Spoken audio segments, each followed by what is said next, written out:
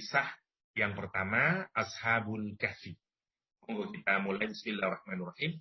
Am hasibta anna ashabal kahfi warraqimi kanu min ayatina ajaba.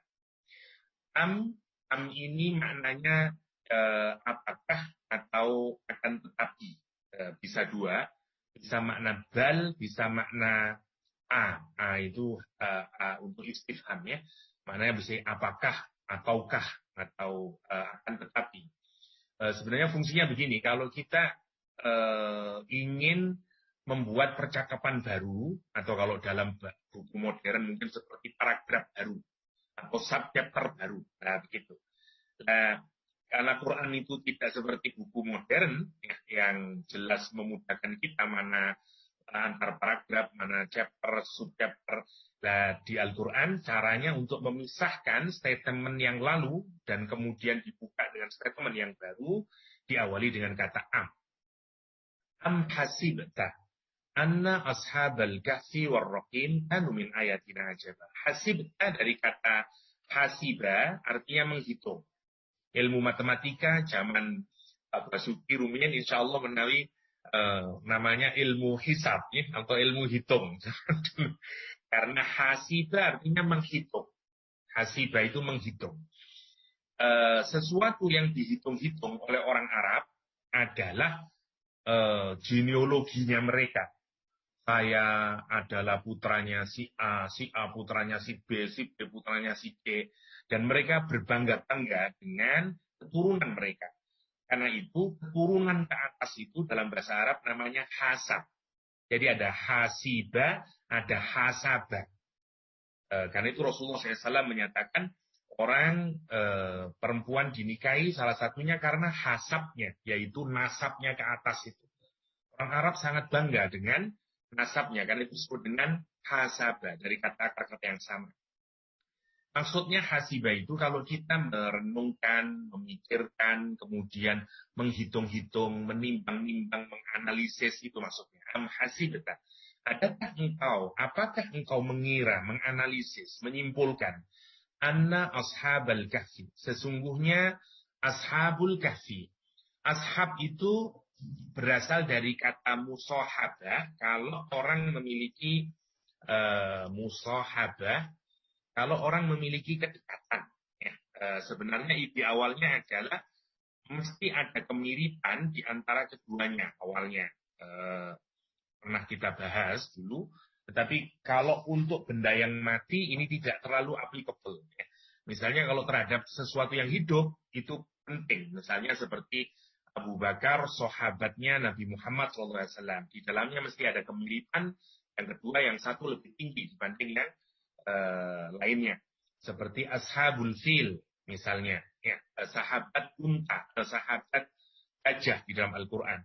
Nah, keduanya ada kemiripan, yaitu sama-sama merusak, yang satu lebih tinggi.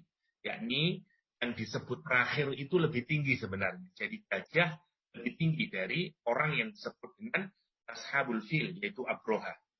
Nah, untuk konteks ayat ini, Ashabul Kahfi, kalau bendanya mati tidak bisa diaplikasikan makna itu. Biasanya kita hanya menyebut orang yang diasosiasikan. Jadi kata ashab itu maknanya sesuatu yang di-attachkan atau diasosiasikan dengannya.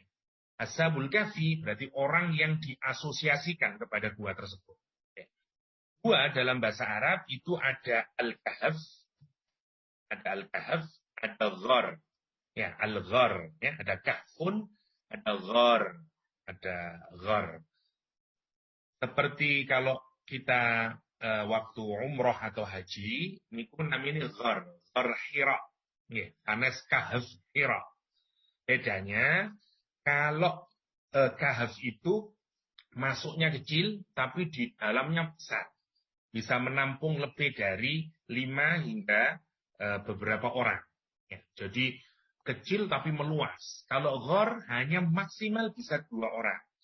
Ya, dia lebih kecil, namanya ghar. Seperti ghar Hira atau ghar Thur. Tempat Rasulullah SAW berada di gua itu memang kecil karena disebut dengan ghar. Ya. Kalau ghar, lah itu baru besar. Ghar kecil. Kahf Dan ini besar, satu tempat yang bisa digunakan oleh beberapa orang. Karena itu Quran menggunakan kata kahf, ya, ashabul kahf. Ya. Allah SWT tidak menyebutkan masih di ayat yang ke-9 ini siapa mereka, hanya dikasih ciri mereka adalah diasosiasikan kepada gua, ya, sebagai gua. Tentu kita sudah bisa menebak gua itu tempat perlindungan, tempat orang seeking refuge, berarti di luar itu ada banyak masalah, turbulensi, berbagai macam, orang kemudian mencari tempat untuk mengamankan diri. Yang dia akan merasa terproteksi, dapat aman, dapat tinggal di sana, dapat kenyamanan, itu idenya kenapa disebut dengan ashabul kahfi. Warroqim. Roqim ini banyak sekali pendapatnya. Yang pertama misalnya ini saya perlihatkan, dan 7 minimal kalau di sini. Jadi kalau di sini kahf adalah gharfil jabal, atau satu gua yang ada di atas gunung, alladzi awa ilail qaum, yang biasanya orang akan bertempat menuju tinggal di sana. Namanya kahf. Sementara roqim ini ada beberapa pendapat. Yang pertama nama daerah, namanya roqim. Yang kedua adalah nama gunung atau nama bukit itu sendiri, namanya roqim. Ada juga yang menyebut ini satu lembah yang ada di daerah Syria sana. Wallahu a'lam. Kalau sekarang biasanya yang dijadikan sebagai situs Ashabul Kahfi itu kan di daerah perbatasan kemana, Oman dan Turki, yang biasanya disebut dengan gua Ashabul Kahfi atau Seven Sleepers istilahnya. Itu beberapa poin, tetap yang paling kuat sebenarnya ada yang menyebut roqim itu nama anjingnya, ya, yang bersama siapa, Ashabul Kahfi.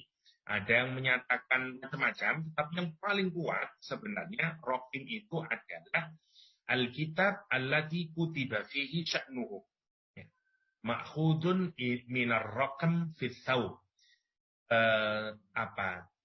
Catatan yang dituliskan tentang perilaku mereka, sebagaimana bordir pada pakaian.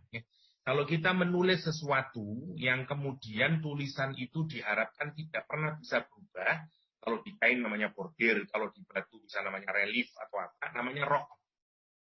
Quran juga menggunakan kalimat ini untuk menggambarkan amal perbuatan kita yang ditulis oleh malaikat. Sehingga ketika dia sudah ditulis, sudah tidak bisa lagi dihapus lagi. Mungkin dalam bahasa modern, rokem itu dry seal. Jadi, stempel yang kering itu yang muncul, nah itu namanya rokem dalam syarat. Jadi, kalau sudah begitu, tidak bisa lagi dirubah. Kalau yang tidak muncul itu yang tidak dry seal, orang sekarang bisa tinggal beli ke tok-tokan 100.000 sudah jadi tok-tokan. Masya Allah. Jadi rokem bukan sakit. Rokem itu ide. Nah, makna terbanyaknya yang diikuti para ulama tafsir adalah makna yang terakhir. Ya, tulisan atau inskripsi tertentu yang dipahat di batu atau di dinding-dinding di batu gua tadi. Siapa yang menulis? Tentu saja orang-orang setelah Ashabul Kahfi yang kemudian mengabadikan perilaku mereka, kesolehan mereka, dan ditulis di situ. Namanya roqam. Mana pendapat yang paling tepat? Semuanya bisa kita ambil, tetapi jumhur paling banyak di kalangan para mufassirin memilih makna tadi itu, ya, satu tulisan yang memang sudah tidak bisa dihapus, yang ada di batu. Ada juga riwayat yang menyatakan mereka menulis di atas papan emas. Wallahu a'lam, tidak terlalu penting, tapi Quran menggunakan roqam itu sebagai sesuatu yang mengagumkan kira-kira bagi orang-orang. Allah menyatakan, apakah kamu mengira bahwa Ashabul Kahfi atau orang-orang yang mendiami gua ini, warroqim, ya, dan rokem atau tulisan yang tadi itu, anu min ayatina ajaba. Apakah kau menyangka orang yang ada di dalam gua tersebut yang nanti tidur 300 tahun lebih itu min ayatina, termasuk sebagian dari tanda-tanda kekuasaan kami, ajaba, yang amat sangat menakjubkan, kata Allah SWT. Oke, saya tinggal dulu kata menakjubkan ini penting. Di dalam Al-Quran, menakjubkan itu diungkapkan dengan 3 model.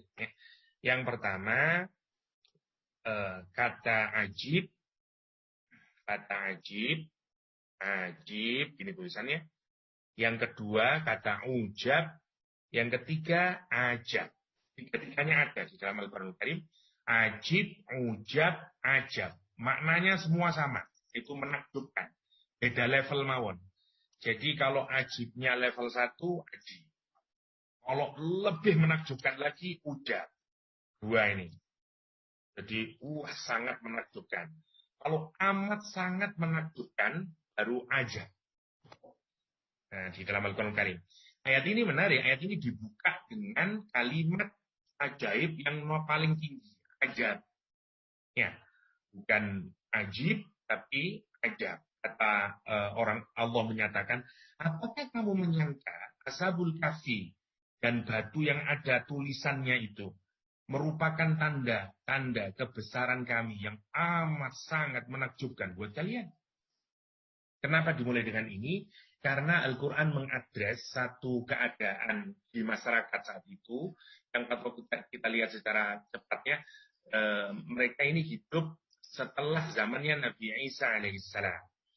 Dan di masa itu, mereka kemudian rajanya itu dikalahkan oleh raja yang zalim dan kafir, sehingga ajaran Nabi Isa itu menjadi hilang, kira-kira begitulah. Dan sampai pada titik kehidupan di mana mereka sudah tidak meyakini adanya kematian, adanya kebangkitan dari kematian, maksud saya, adanya akhirat. Jadi mereka itu merasa bahwa mungkin bukan hanya secara ideologi ya, tapi secara kehidupan itu tidak menunjukkan keyakinan mereka terhadap adanya kehidupan setelah kematian. Seperti zaman modern lah. Orang hari ini tidak banyak yang berpikir benar-benar bahwa kita ini akan hidup lagi setelah kehidupan, ya. Setelah kematian maksud saya. Tidak banyak orang yang sungguh-sungguh sadar dengan hal tersebut. Ya. Kecuali salah satu hikmah dari pandemi ini adalah menyadarkan kepada kita ya, bahwa maut bisa kapanpun saja dan menimpa siapapun saja. Saya juga berturut-turut ada beberapa saudara, teman, Masya Allah. Terakhir saya ada rutinan di Masjid Araya yang biasanya mengantarkan meninggal dunia masih muda. Ya, Masya Allah. Jadi kalau kita menarik, mereka itu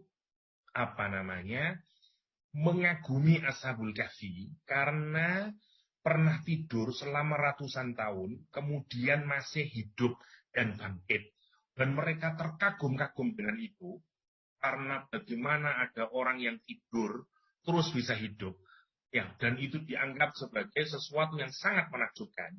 Padahal mereka kok bisa tidak kagum terhadap Allah Subhanahu wa Ta'ala yang mampu menghidupkan bukan hanya orang yang tidur, tapi juga orang yang mati. Nah, sebenarnya ayat ini diawali dengan hendak memukul kesadaran mereka. Kalau kamu bisa menerima dan mengagumi kenyataan orang yang tidur ratusan tahun kemudian bangun kembali lagi, mengapa kamu bisa menolak kekuasaan Allah yang lain yang memang kamu belum mengalami, tapi setidaknya mestinya kalau kamu kagum terhadap Ashabul Kahfi yang ditidurkan Allah dan bisa bangun, mestinya kamu jauh lebih kagum lagi kepada Allah yang bisa menghidupkan orang yang mati menjadi hidup.